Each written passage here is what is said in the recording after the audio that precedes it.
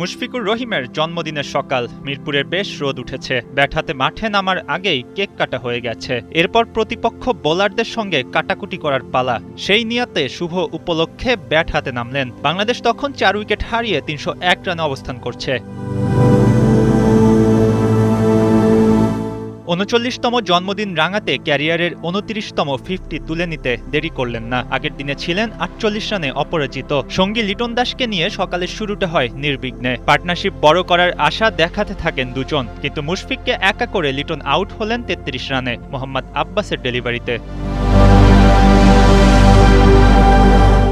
একা হাতে মুশফিক লড়তে লাগলেন। তার একা হাতে লড়ার অভ্যাস তো কম নয়। ওয়ানডে কাপ্তান মেহেদী মিরাজ সঙ্গ দিতে পারলেন না। তাইজুল ইসলামকে নিয়ে কিছু পথ পাড়ি দিলেন মুশফিক। মনে হচ্ছিল জন্মদিনে সেঞ্চুরিটা হয়ে যাবে, কিন্তু একপাশ নড়বড়ে করে তাইজুল প্যাভিলিয়নের পথ ধরলেন ১৭ রানে।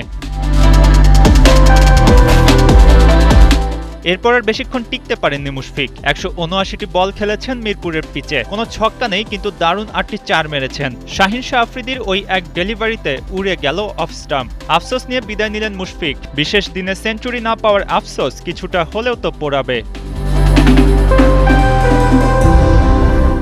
বাংলাদেশ ক্রিকেট ইতিহাসের অন্যতম এই সেরা ব্যাটার ৩৯ বছর বয়সেও ছুটছেন। সাদা বলের ক্রিকেট না খেললেও সাদা জার্সিতে তিনি এখনও তরুণ। ১৫,০০০-এর বেশি আন্তর্জাতিক রান করেছেন। মুশফিকুর রহিম আরও ম্যাচ খেলবেন।